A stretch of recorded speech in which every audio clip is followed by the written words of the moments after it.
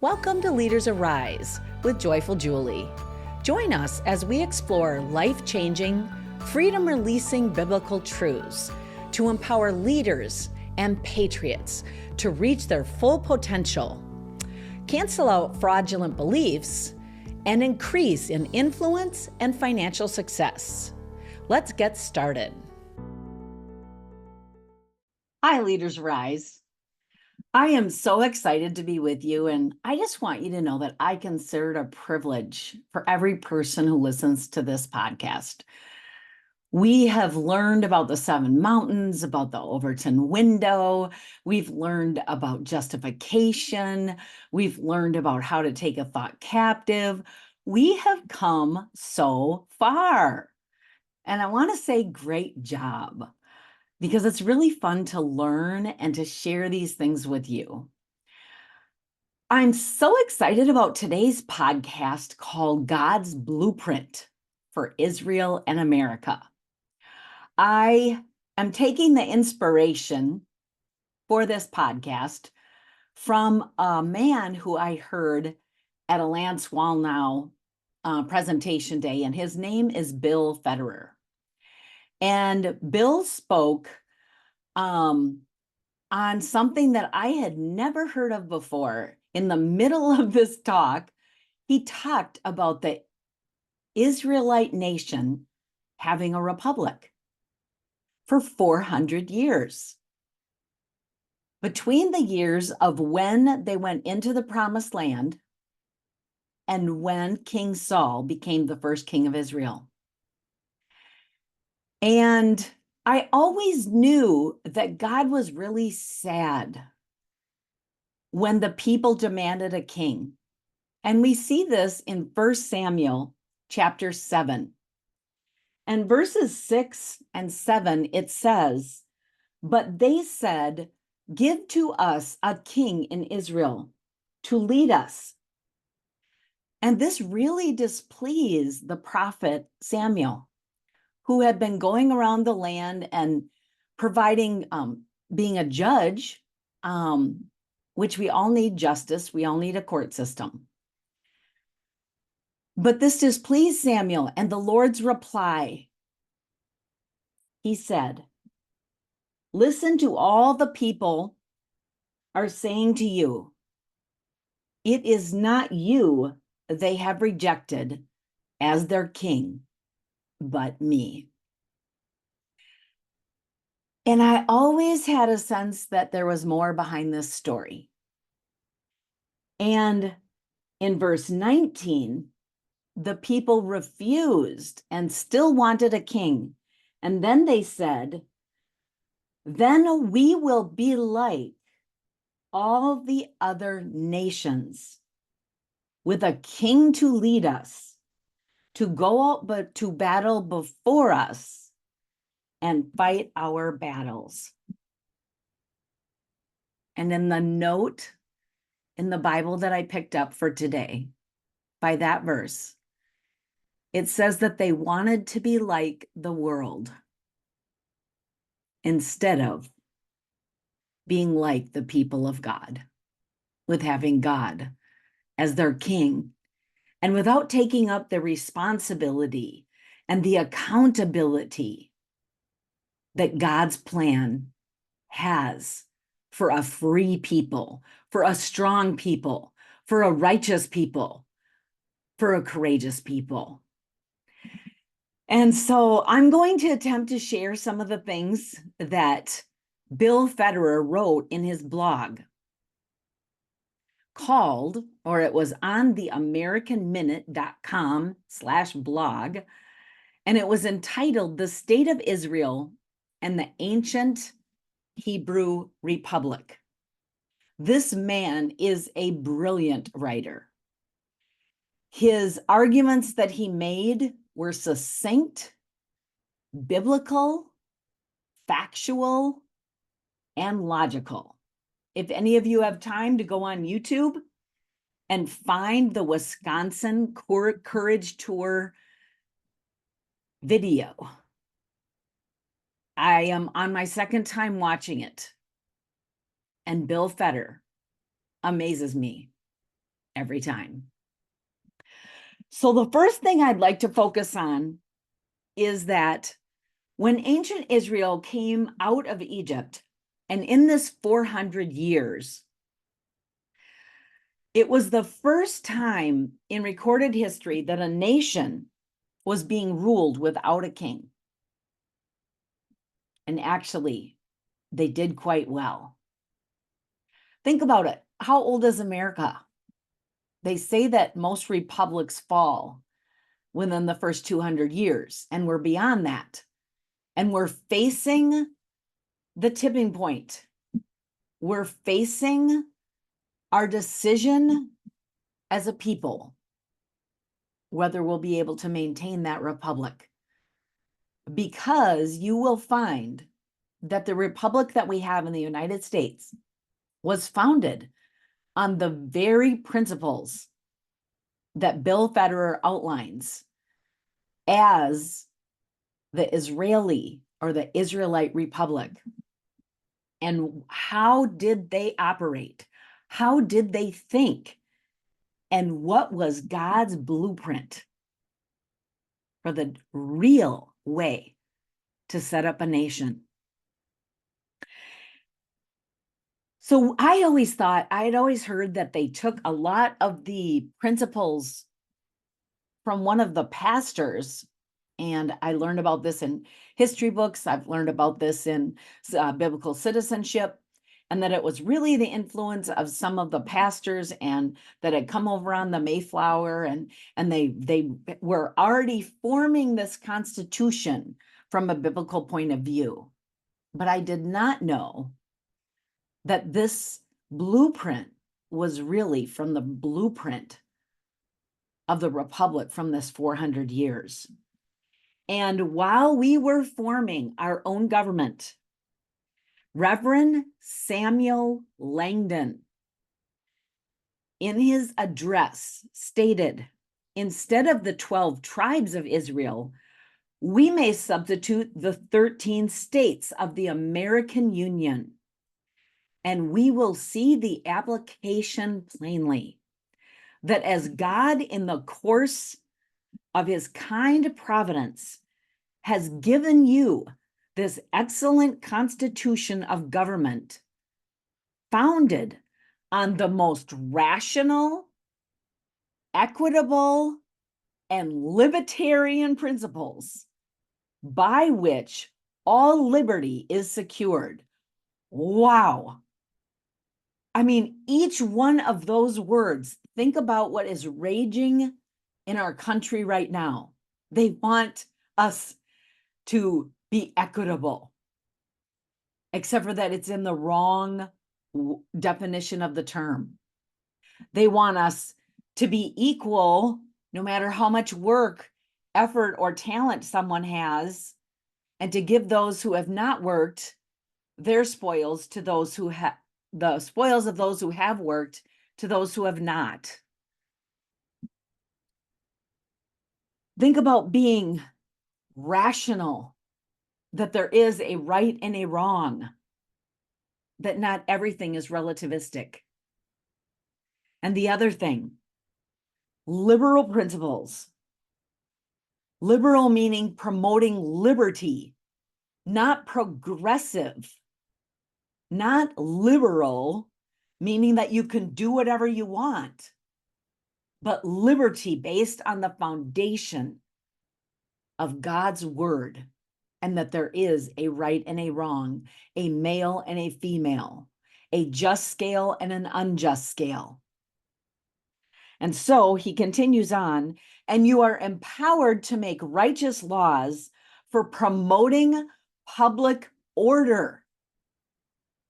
Some Christians don't think we should vote, and yet here is on the foundation of our country. They are saying that this Constitution, that to make righteous laws to promote the public order and good morals. Because without good morals, a constitutional republic will fall. It will fail. It always degrades without returning to the foundation of good morals. and a godly standard of right and wrong, it always falls into socialism or communism. And then it says, as he has moreover given you by his son, Jesus Christ, a complete revelation of his will. And I love this part. Skips a little bit of the speech and then it continues. It will be your wisdom to adhere fully to the doctrines and commands of the gospel. And then it ends. I just love this next phrase. People are saying, oh, I can't pay attention. It's too stressful. People are saying someone else will do it. I'm too tired. It says, and practice every public and private virtue. That we as Christians and as a member of this republic, we're to practice every private and public virtue. That the Israelites, he continued on, may be considered a pattern to the world in all ages. So, and then he continued on the speech, and I can't go into everything. It's all so beautiful and wonderful. It makes for such intellectual growth, for growing our understanding of where we came from, growing our understanding of how to fight for this republic, fight for our freedom, fight that our children will be able to live in the greatest country on earth and enjoy American exceptionalism again. But in this 400 years, what I really wanted to focus on today, and I've only got 20 minutes left, is that Israel was the first nation recorded with millions of people and no king. Now, they had synagogues, which means the house of meeting, and this is where they were learning the law and where they chose their elders to sit in the gate and to judge different issues that came up among the people. Now, there was no royal person to pay taxes to. Can you imagine if every person was able to keep the money of their own labor and didn't have to pay taxes? Can you imagine how that would motivate people? It was also, they also believed that every person was made in the image of God and that they had God-given rights, which no person could take away. And it was the purpose of the governance that they provided for each other and by those sitting at the gate and by the prophets that came around to govern for all people, to ensure these rights. Another thing I thought was very interesting, I'm going to be flying through these. Israel treated non-Israelites as equals. And we see this in Leviticus 19:34. It talks about the stranger, that you should love him as yourself, even though they were strangers, and that you were not to impose faith on them, but they could choose it for themselves to convert. So one thing is that in America, we've always loved the immigrants, but we love legal immigrants. We don't want our borders invaded and ignored. We don't want those coming in that do not share our values. So here's another thing about the constitutional republic that I thought was very interesting.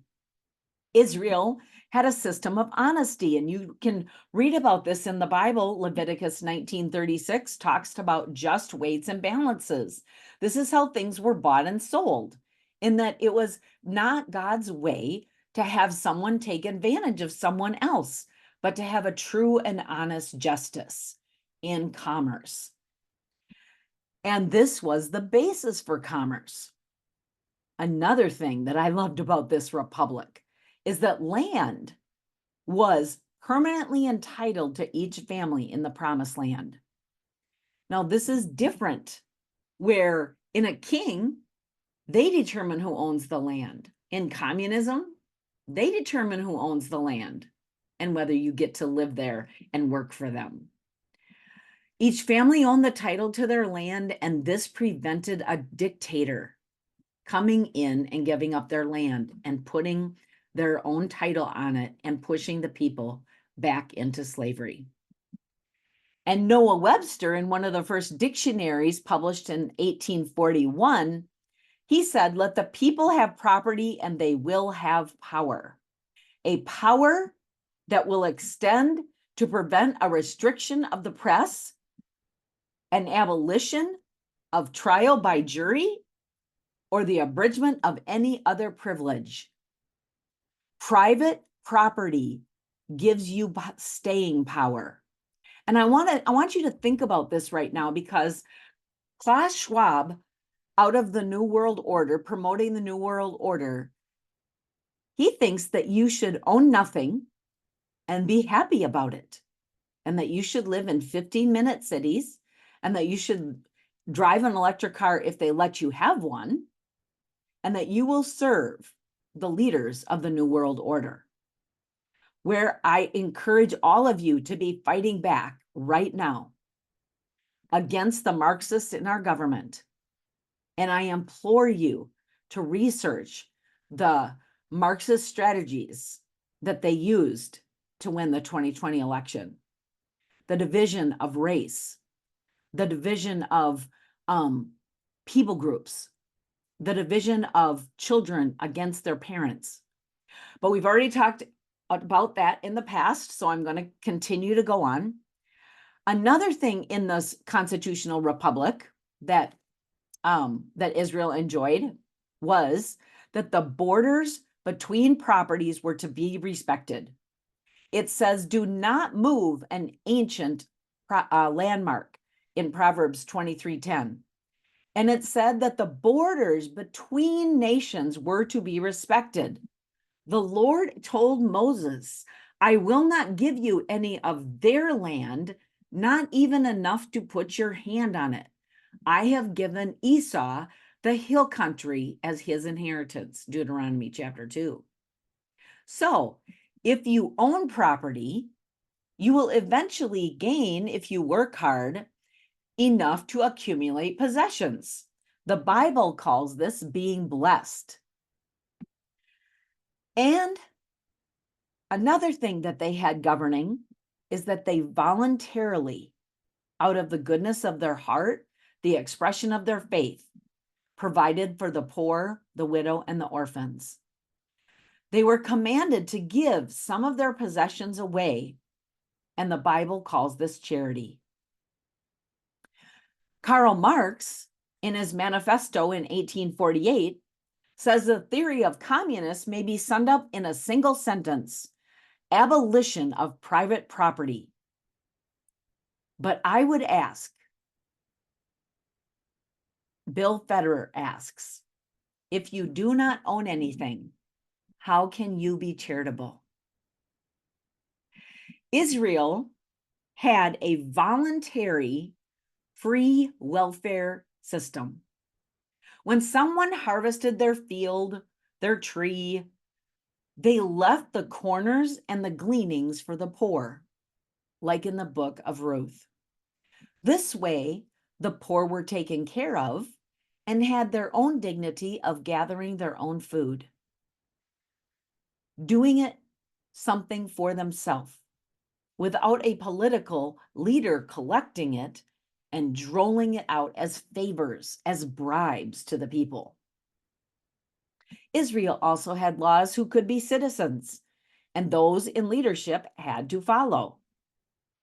This was very different from being below a king, where a king could be above the law and could rule their subjects. In Israel, all were accountable to the Lord to treat each other fairly. Leviticus 19:18, love your neighbor as yourself. I am the Lord. The moral code of the Bible expressed in the Ten Commandments. And we can also see that Jesus actually came to bring us a greater covenant, is what he said, that he came to he came to fulfill the law of the Old Testament, but to bring forth a greater and new covenant, where in the old covenant, if you actually abused a woman, it was considered adultery. But if you looked at a woman with lust in her heart, that you had already committed adultery in the new. So we have even a higher standard of providing for the poor, a higher standard of right and wrong, a higher standard of loving the Lord our God with all our heart, soul, mind, and strength. Such a beautiful standard, not one of legalism, but an expression of the nature and character of God. What a beautiful, just, equitable, generous kingdom we live in. Now, there were also ceremonial laws. There were also dietary laws to keep them healthy. And there were also civil laws about what happens if someone did break the law, what happens if someone did kill someone, because these things continue to happen. And that's where sanctuary cities came from. Not a license to go there and continue to do it, but you could go to a sanctuary city in the case of actually killing someone, and you would wait there until your capital murder case. Not that you could continue to break the law in a country and stay there forever. Israel also had no police. Now, this is just mind-blowing. In Israel, everyone was taught the law, and everyone helped to enforce the law. Now, some people think, oh, that would be so mean. But the thing is imagine if the citizens were the ones who enforced the law. You wouldn't be afraid of just the police car going down the road. You would be considering that everyone was looking to see if you had broken one of the 10 commandments. Everyone was deputized. This verse in Leviticus 19:18, to love your neighbor as yourself, also is in verse 17, says, confront your neighbor directly so you will not be held guilty for their sin. Some people don't want to get involved in our public culture war that's happening right now.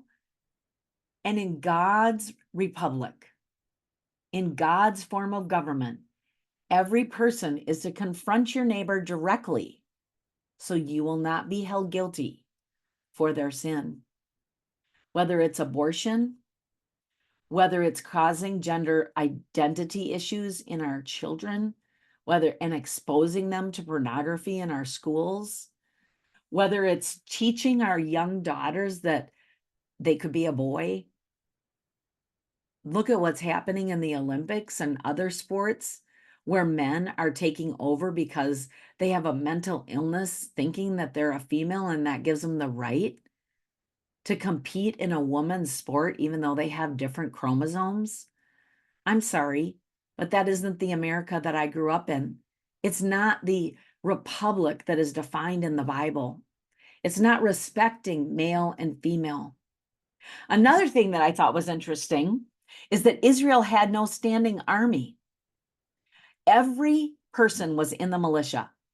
And I would like to encourage you that each one of us needs to be prepared that we are in the militia of fighting the culture war in our country, that we all have a voice. The mama bears need to rise up. The papa bears need to rise up. The grandma and mama bears, the spiritual leaders, the even teenagers, because each man was armed with a sword upon their thigh, that at a moment's notice that they could defend their family and community.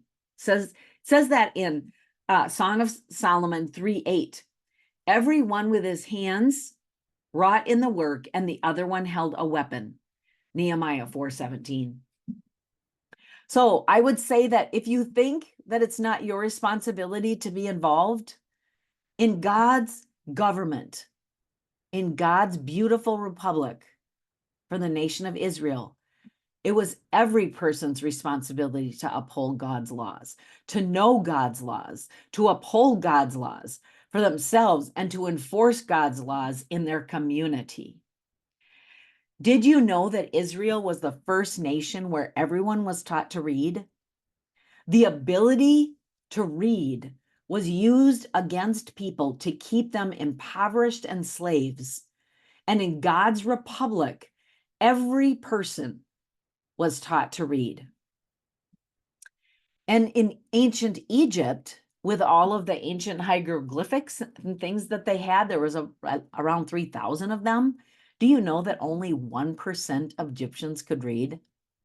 Whereas think about our nation, from its very foundings, we were teaching almost every person to read and empowering them from the time of their youth. And so what I want you to see is how much of a parallel there is between God's republic for ancient Israel and the republic that we enjoy today. And what I want you to see is that every person was accountable to God to obey it. In Israel, every person helped to choose their leaders from within the consent of the governed. Deuteronomy 1, 3 through 13. The judges and officers shall make thee in all thy gates. They judged at the gates among their people. They chose wise men, understanding and known above their tribes. And out of all the people, choose men that fear God, men of truth, hating covetousness and greed, and place them over them in the rulers of thousands and 10,000s and 50s and tens. A government of the people, by the people, for the people.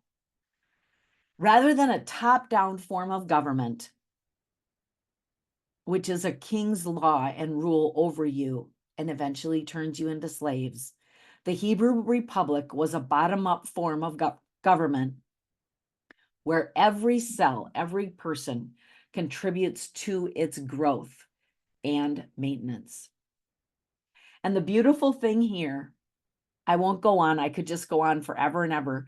There's so much beautiful things, but I want you to know that once upon a time, it's not true right now, but once upon a time, in 1948, when Israel was formed, the Democratic Party, President Truman said, "We pledge full recognition to the state of Israel, and we affirm our pride under the leadership of President Truman for the creation of the Jewish state. We approve of the claims of the Jewish state, and we look forward to the admission of the state of Israel to the United Nations." And then here's the most important thing. We as a nation, from the founding of Israel in 1948, we pledge appropriate aid to the state of Israel in developing its economy and resources. And we favor the revision of the arms embargo of accord to the state of Israel, the right of self-defense. And so this young nation was being born underneath the blessing and favor of the Christian nation, of the God-fearing nation of the United States of America. And now we are in the middle of a war in that the Democratic Party is catering to the Muslim Brotherhood. They're catering to the Palestinians. They're not sending the aid to Israel. They're not giving Israel the support that they need. And now we're literally on the brink of World War III. They're talking atomic bombs. When in the past, our presidents have vowed, because we had such an alliance with Israel. And Congressman DeLay said, no one should expect the people of Israel to negotiate with groups pursuing the fundamental goal of destroying them. Now that makes rational sense. You shouldn't have to negotiate with someone who wants to destroy you. That's like trying to negotiate with your abuser. You don't negotiate with an abuser if you're its victim. And then he went on to say, America has the clear duty to stand beside a democratic ally that is besieged by terrorists attempting to destroy the state of Israel. will know that America will never let that happen.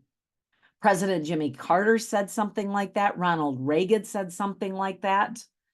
America, he said, was never flinched from its commitment to the state of Israel, a commitment that remains unshakable. Right now, we are at a tipping point. President Trump moved Israel's capital to Jerusalem because he was so committed to seeing Israel have her rightful place in the earth. The Democrats, Biden and Harris, do not. They are pandering to their base that is Muslim, that is activist trying to take over this country.